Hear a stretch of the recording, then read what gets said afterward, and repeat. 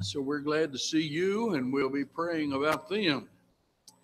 I don't know whether you're aware of it or not. Adine, did I pronounce that right?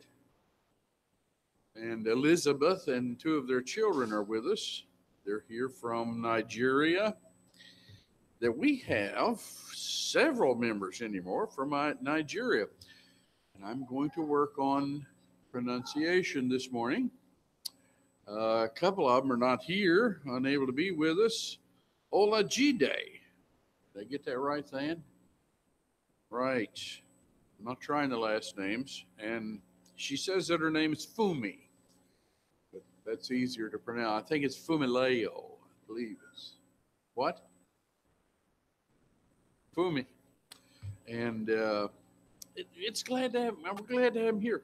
I remember I did spend a little bit of time, about a month, in Nigeria preaching, and I remember, here little fat boy from America lands in Nigeria, and I went to church just right. I think I got there on a Saturday evening, and we went to the church services the next day, and oh, it was such a cultural shock for me. The church building, the brethren are meeting in a small concrete block building, adapted. It'd been a storefront, I guess, and the road was just a rough dirt road dug up. There were open sewers on each side, which for an American was just a revelation, with a lot of stuff on either side. I remember walking across a plank across the sewers, and I think there was a dead rat there somewhere. I was grateful he was dead. Uh, but that wasn't the stunning thing. The contrast was, we got served, the building was just packed full. And they were in, I guess, a native sort of dress. And they were beautiful. Oh, the women were beautiful. And then they started singing. Oh, and they sing in English, of course. Right, I don't know if you know, of course, but they sing in English. And it was just beautiful. And I cried and cried and cried to think that these songs we sing every Lord's Day are really being sung all over the world. And it was wonderful from then on.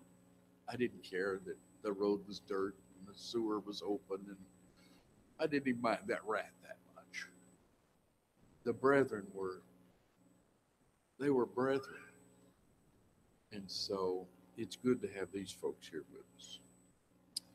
I want to read with you. We're going to start this morning, but anyway, I just kind of am tickled that these people are here. I want to read from Galatians 6, and our lesson is going to be drawn from that. Sometimes we get in the corporate notion of how everything should be. Everybody fusses that the government should take care of that. Government. You know, Let me break some news to you. The government can't do everything. In fact, there are times when I think the government can't do anything. But and everybody fusses, well, the schools ought to teach my kids better. The schools can't do everything. The schools ought to make the kids behave. Hey, what's wrong with you? When I went to school, everybody behaved. If you didn't behave, your parents would straighten you out. If they got any wind out of it, they wouldn't go down and yell at the teacher. They would yell at you quite a bit. We don't want those notes coming home from school. Behave yourself. Shut your mouth. Do what you're told. We'd hear that a lot. So we graduate, we have this corporate mentality that somebody ought to do something. And we have the same attitude about the church, that the church ought to do everything. But the Bible doesn't speak that way very often. There is a role for the church to play. There are things for the church to do. But today we need to get personal. Most of the Lord's direction are directed at you and me as individuals, personally.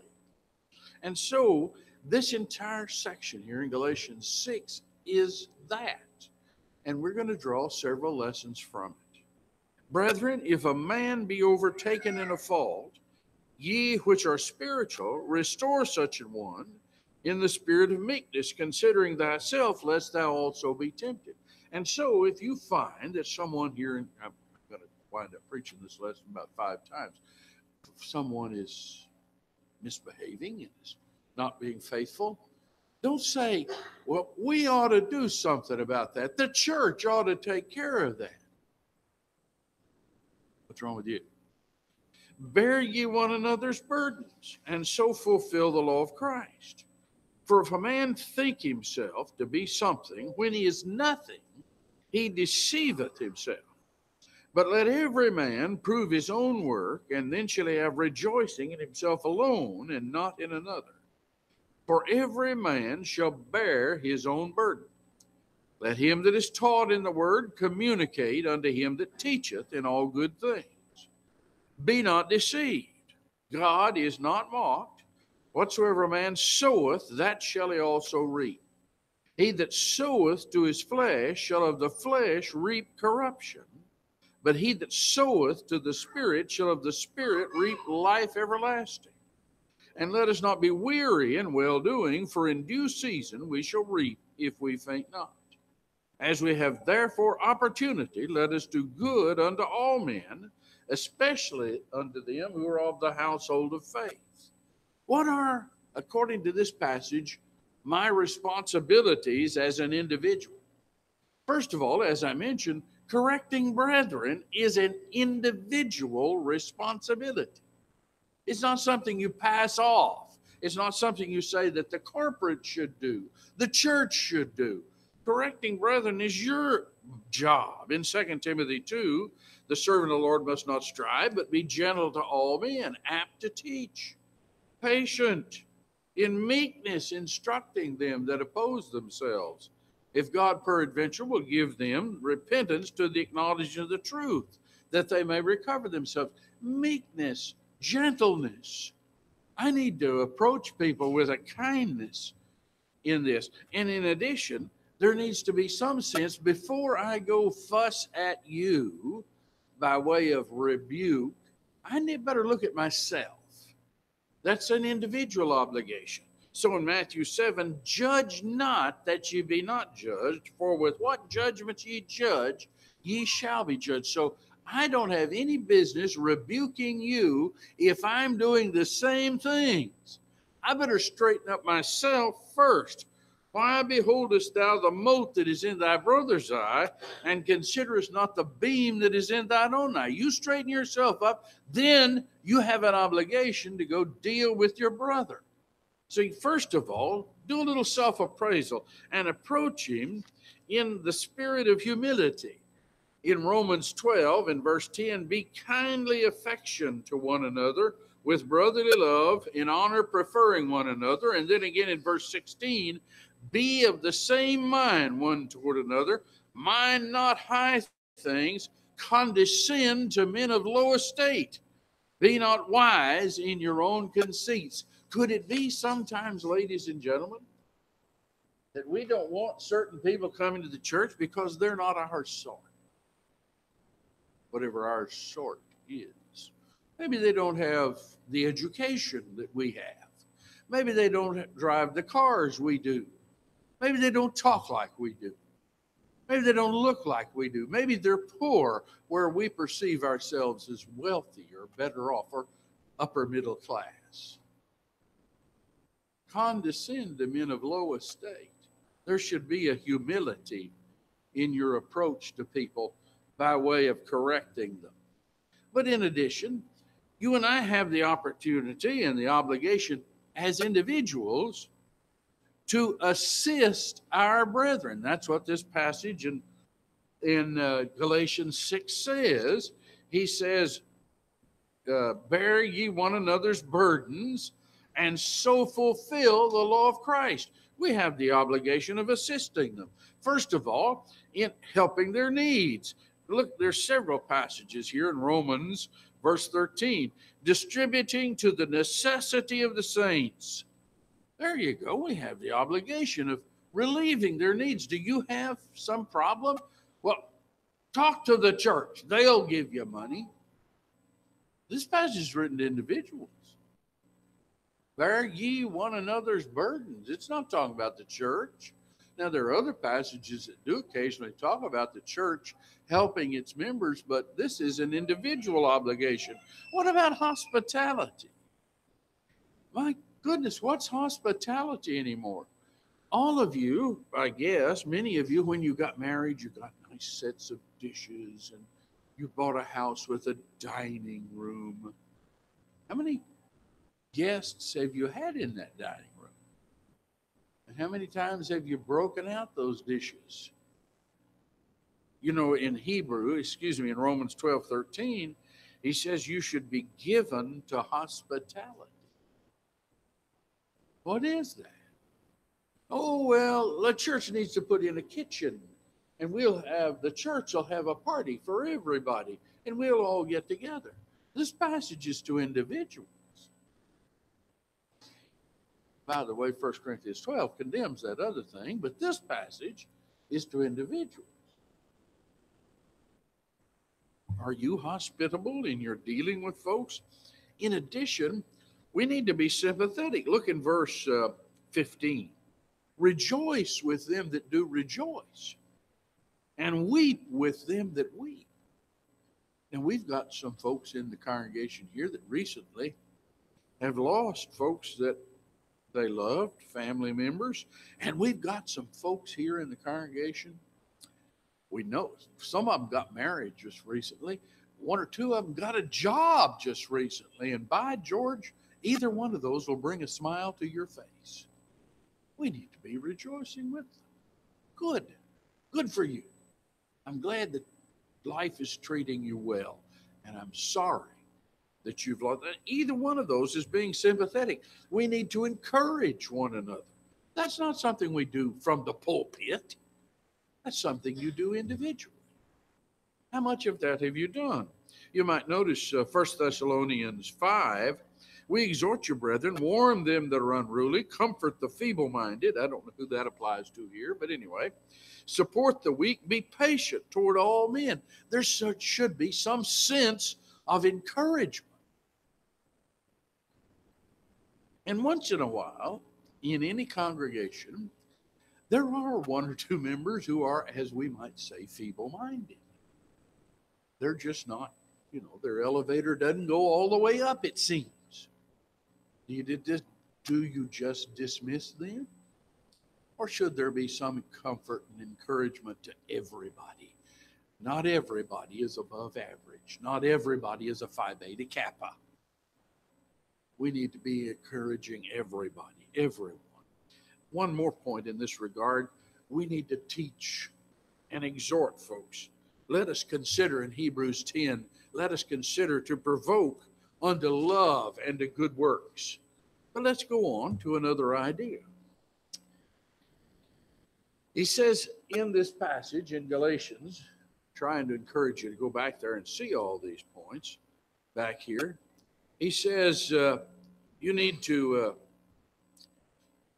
be able to understand the situation. He says, if a man think himself to be something, when he is nothing, he deceiveth himself. So there needs to be some understanding of situations. Do you think you're something when in fact you're not? Dealing with temptations. Do you think you're proof You're strong. You'll never be tempted. You know, in 1 Corinthians 10, he says, let him that thinketh he standeth take heed lest he fall.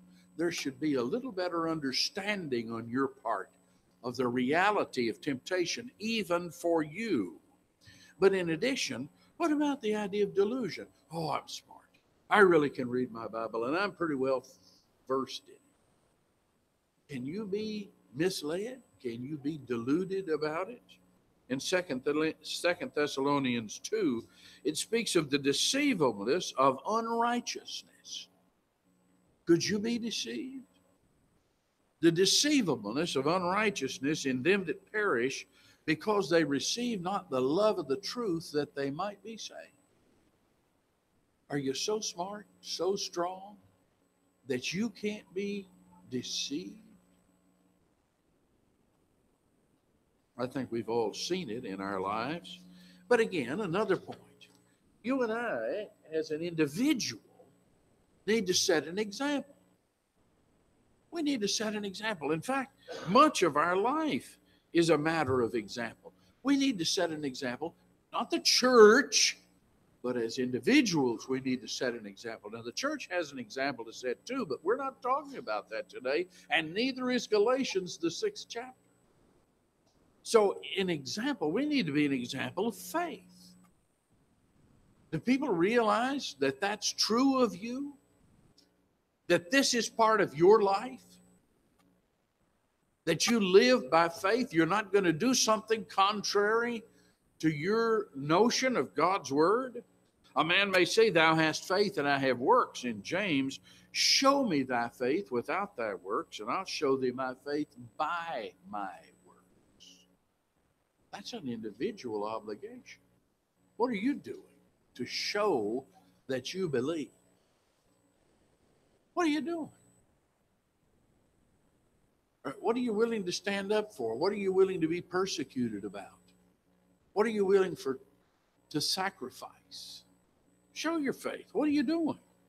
You need to be an example of love. This is the message in 1 John 3 that we have heard from the beginning, that you have heard from the beginning, that we should love one another. You know, I know of Christians, this is a small congregation. There's about 70 to 80 of us, depending on who's healthy on any given day. Do you know everybody else? Yeah, 2 or 3 of the names are hard to pronounce. We've got folks that are not from good old Anglo-Saxon backgrounds, and so they've got different sounding names. Have you taken the time to meet them and learn those names? We've got folks that have Spanish names. I'm not sure I really am pronouncing Sushil right yet. It's the craziest spelling I ever saw in my life. But, hey, if you love people, you at least learn their names. You learn to speak to them. How are you doing? What's going on in your life? That should be true. And that's not a church obligation. That's you. That's something personal. In addition, you and I should be an example of discipleship. In Matthew 13, ye are the salt of the earth. But if the salt have lost its savor, wherewith shall it be salted? Now, I've got a friend. David is his name. Not my son David, another friend David. And the doctor has told him he can't have salt. Sorry, Dave. But he does the most terrible thing to eggs I ever saw. I don't know whether you're afflicted with this, but he puts some product called Mrs. Dash on his eggs. Those are the vilest tasting eggs I ever saw in my life. So anytime, and he's a wonderful host, a wonderful cook. He'll fix eggs any way you want them, but if you don't watch it, you'll stick Mrs. Dash on them. And I have to suggest to him, the doctor hasn't told me that yet. So put that on your eggs. Can I have some salt, please? Now, you and I are the salt of the earth. If the salt has lost its taste, you're maybe stuck with Mrs. Dash. So you and I have the obligation to be the influence in this world. He says, you're the light of the world. A city set on a hill cannot be hid.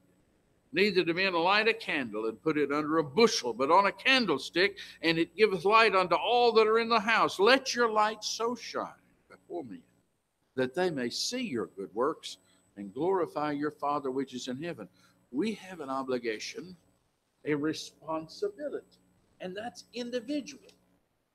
An individual sort of responsibility. Let every man prove his own work, then shall he have rejoicing in himself alone and not in another. For every man shall bear his own burden.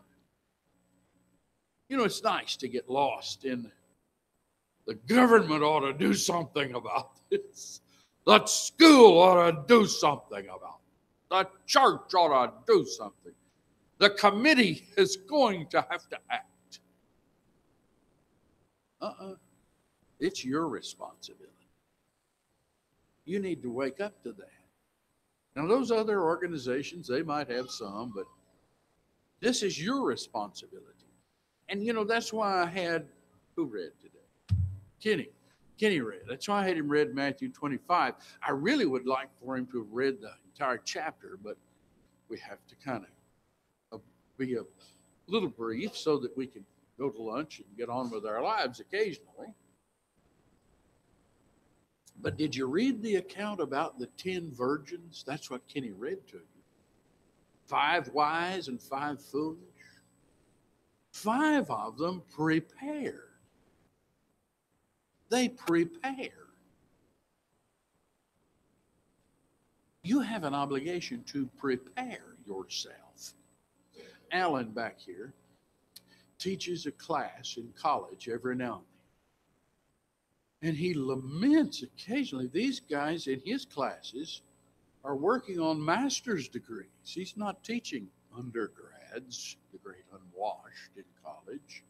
He's teaching graduates of that undergraduate program learning to be masters. And he says, John, he says, they can't speak English. They can't write English. They don't do their homework. They don't do the preparation. And they expect to get a good grade. What's the matter here? Well, they hadn't done the preparation to get that good grade. Now then, as a Christian, have you prepared yourself at all? You know, we have classes here. We study here. Every one of you has a Bible at home. We do things on video. This program's going out on video. There's lots of other stuff. You got computers. You can get books cheap. You can study. You can prepare. Have you done that? Or are you the 5 foolish virgins who wake up one day and said, oh, I need to teach somebody about the gospel, and I don't know about it myself. What will I ever do? But in addition, your responsibility is in the area of service. Service. The master left the talents to 3 men, 10, 5, and 1 talent. And he expected them to do something with it. Are you one of those Christians where somebody's got a point every time? Where somebody's got to say, do this, now do this? Or do you realize that you have a personal obligation of service? Personal. So that if there's somebody that needs visiting in the hospital, you have the obligation. If there's a family that needs help, you have the obligation. If there's somebody that you could cheer up and encourage, you have the obligation. Find a way. You've all got phones. You can at least call. That's free. You can email, you can text. None of that involves stealing flowers from the cemetery, which you can do, by the way, occasionally if nobody catches you. Take them to cheer somebody up. We've had a wedding or two where we got flowers from the funeral home. They were donated. We didn't steal them, but it made for a very happy wedding. But in addition, the idea of compassion. The, the Lord said to the people that he accepted, he said, you visited me in prison. You visited me when I was sick. You saw me hurt and you helped me. And they said, when did we do that, Lord? He said, inasmuch as you did it to the least of these, my brethren, you did it to me. You have an obligation to be compassionate. It's a personal obligation. You. In addition, you have an obligation to support preaching. Oh, now we get into that corporate thing, don't we? We get into that corporate thing. And so sometimes, Alan was talking about this morning to some extent. Sometimes we support preaching through the church. That's in Philippians 4. You Philippians know also that in the beginning of the gospel, when I departed from Macedonia, no church communicated with me concerning in giving and receiving, but ye only. And so the church in Philippi had contributed to him. He says, even in Thessalonica, which was a neighboring city, he sent once and again. But can we say, I gave at church? I fulfill my obligation at church? Yeah. Did you read here? Let me go back to Galatians 6. Let him that is taught in the word, you, communicate unto him that teacheth. That's have fellowship with. Unto him that teacheth in all good things. Whoops. It's not just a church obligation. It's a personal obligation you have. And so, in Romans 16 and verse 2, as it speaks of a woman by the name of Phoebe, it says, ye receive her in the Lord as becometh saints, that ye assist her in whatever business she may have need of you, for she hath been a succorer of many, and of myself also. She helped preachers and others. She realized a personal obligation. She didn't say, well, I would help you, but I gave down at church. You might notice another passage in Luke 8. It came to pass afterward that Jesus went through every city and village, preaching and showing the glad tidings of the kingdom of God, and the 12 were with him. My goodness, that makes 13. And certain women which had been healed of evil spirits and infirmities, Mary called Magdalene, out of whom went 7 devils, Joanna, the wife of Chuza, Herod's steward, and Susanna, and many others, ministered unto him of their substance. It's a personal obligation. You don't get to just say, hey, I gave down at church. You have a personal responsibility. He says as well, a couple of verses here in Galatians 6, he says, be not deceived, God is not mocked. For whatsoever man soweth, that shall he also reap. Now, my wife has made a declaration. Last year, she had an area we've done for a garden. I delegated a fine young man with expensive equipment to go out there and till up the soil just so it was fine. It was wonderful. We put in irrigation. So help me, she didn't plant anything.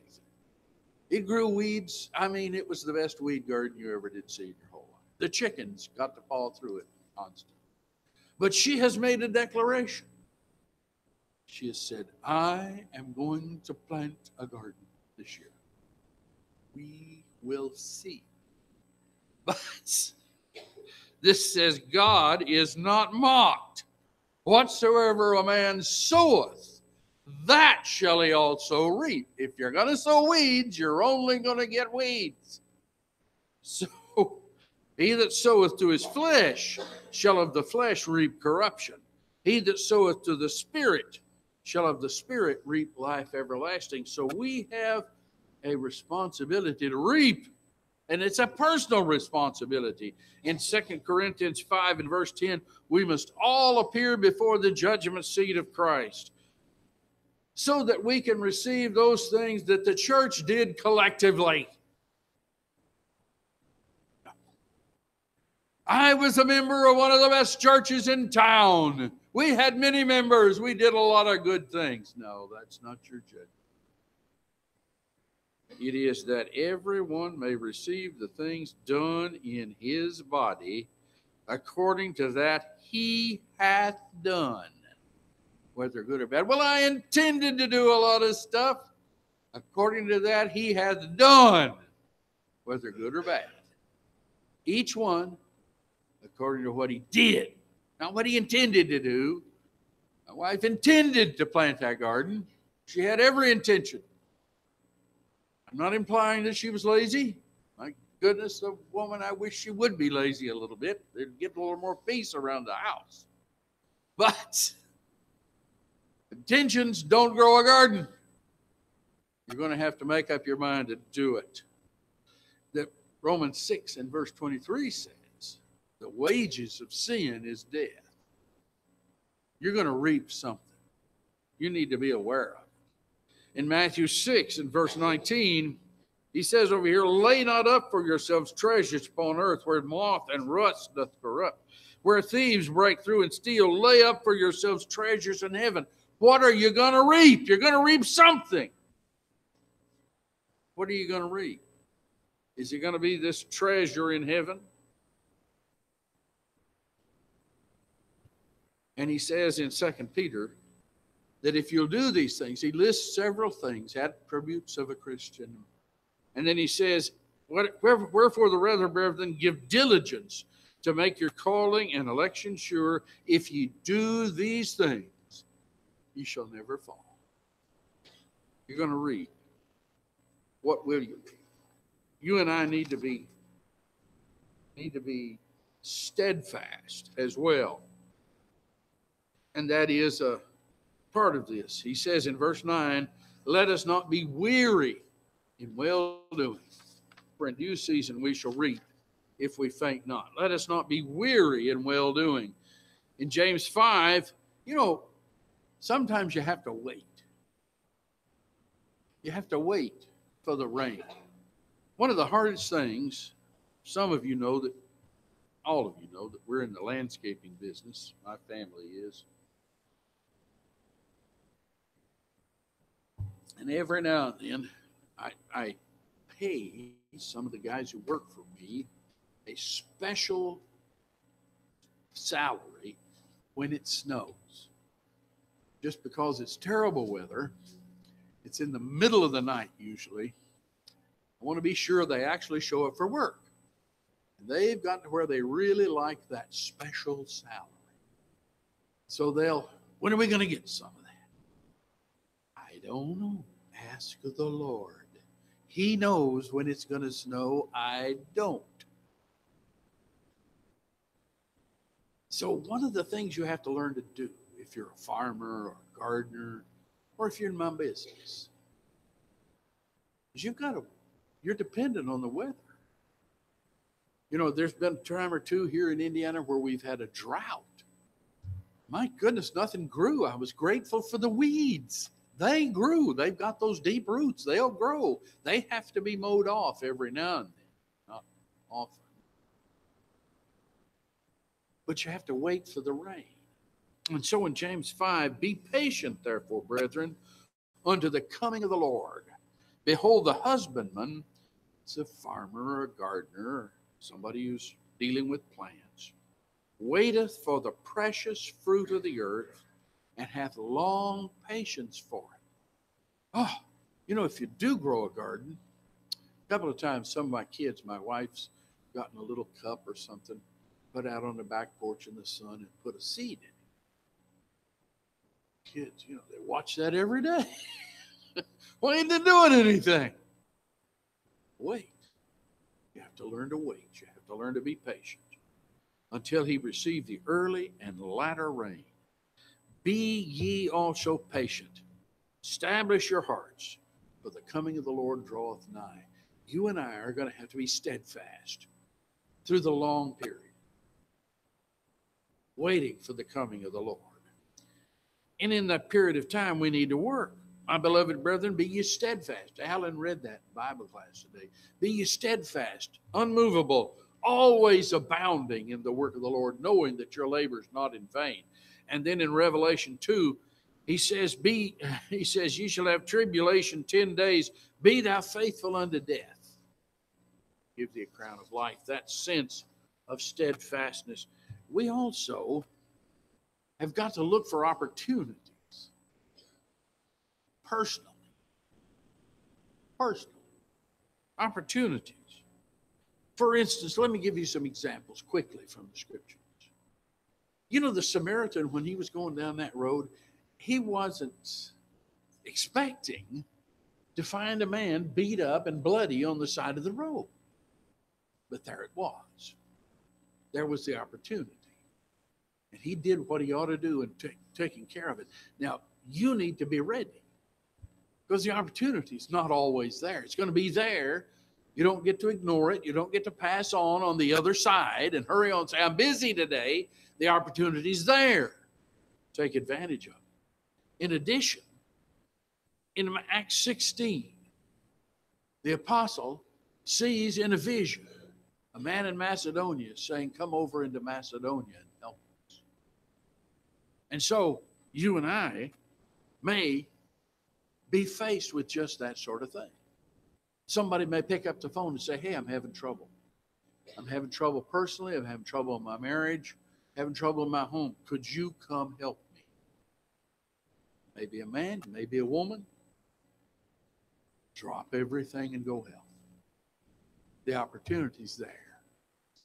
You don't get to say, well, now wait till Sunday. We'll talk about it Sunday. Take advantage of the opportunity. Paul says in Romans 1 and verse 15, he says, I'm ready to preach at Rome also. He was ready. He was prepared. He was looking forward to the opportunity to go this place. We sing a song every now and then that has, I think it's in the title, Here Am I, Send Me. Do you mean that? The place you may be sent might not be the best in the world. It might not be a fine, wonderful place. Are you ready to go? In the case of the Gadarene demoniac, there in Mark, this 5th chapter, the text says he wanted to be with Jesus, but Jesus suffered him not, but saith unto him, Go home to thy friends, and tell them how great things the Lord hath done for thee, and hath had compassion on thee. There's your opportunity. There's your opportunity. Go to your friends. Anybody in here dating? Anybody want to hold up a hand? No. Well, we just had, when was it, last week? Valentine's Day. Evan, are you listening? Okay. If you can ever get a girl to talk to you, remember Valentine's Day. Pagan holiday. But anyway, it's a merchandising thing for flower sellers. But anyway, here's an opportunity. Here's this girl. She wants to hear from you. You can give her the flowers. Tell her how pretty she is and how much you appreciate the fact that she's finally willing to talk to you. But you can also, here's an opportunity. Not just on Valentine's Day, but other times.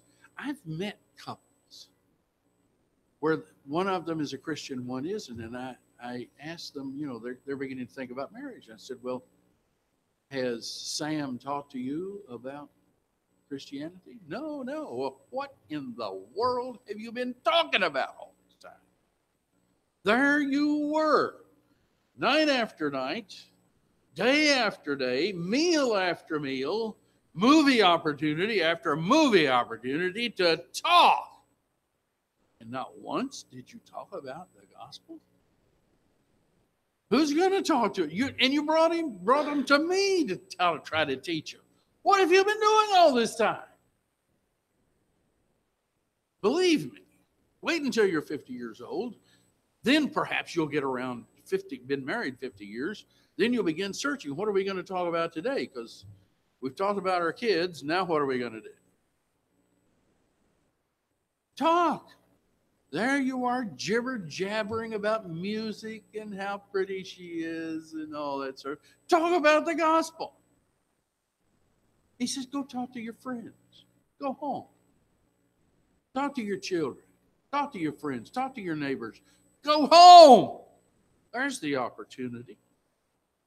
We also have an opportunity, have an obligation to show preference. He says down here in the last verse, verse 10, as we therefore have opportunity, let us do good unto all men, especially to them of the household of faith. You know, I don't know whether you realize this or not, but we can't feed the whole world. You just can't do it. The Lord says in Matthew 26 and verse 11, ye have the poor always with you, but me ye have not always. You're not going to take care of the world. You're going to take care of the people you know, the people you have contact with, out of the resources you have. That won't take care of everybody. The Lord tells us in Romans 12 that we should be willing to distribute. Let me get this across to you again. Romans 12. We've looked at Romans 12 3 or 4 times. Are you getting the context of Romans 12 yet?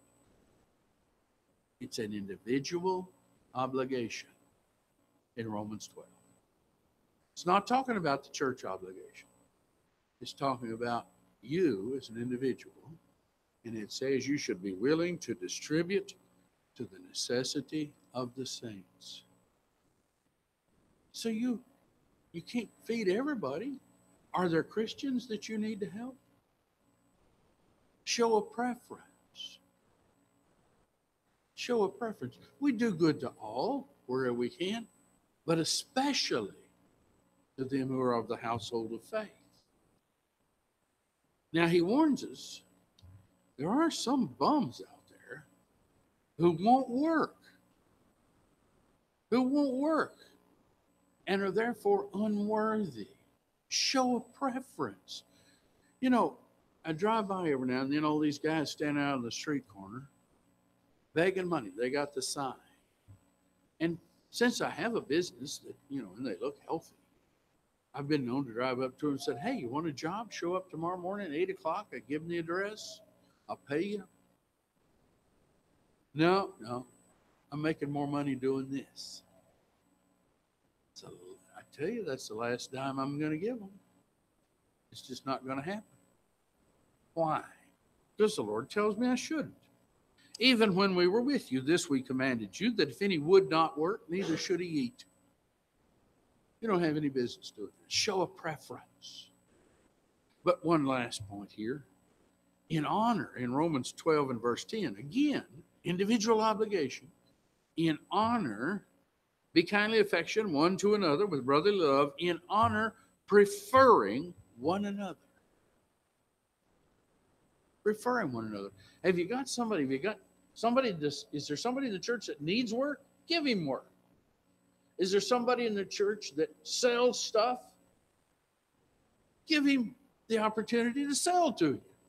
Buy from him as opposed to some heathen somewhere. In honor, preferring one another. There should be a preference. And I've seen people who, in spite of everything, refuse to be friends, associates with Christians. They'll go out playing cards and going out to eat all the time with heathens, and they'll never show any hospitality or friendship with their fellow Christians. You didn't read that verse. You have a personal obligation. Who's responsible? I am. I am. Let's get personal and realize our personal responsibilities. You have a responsibility this morning. Nobody can do it for you. You remember the wise and foolish virgins? There's a responsibility you have to believe and repent and confess and be baptized. Mark the 16th chapter. He that believeth and is baptized shall be saved. Have you done that? Can't do it for you. Boy, if I could do it for you, we'd grab somebody here. Jason down there. He's a little thin.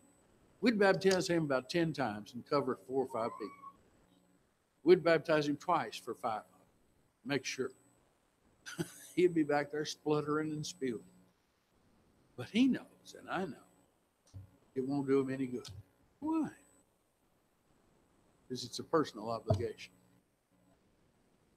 He can't do it for you. I can't do it for you. You'll have to do it. Would you come while we stand and say?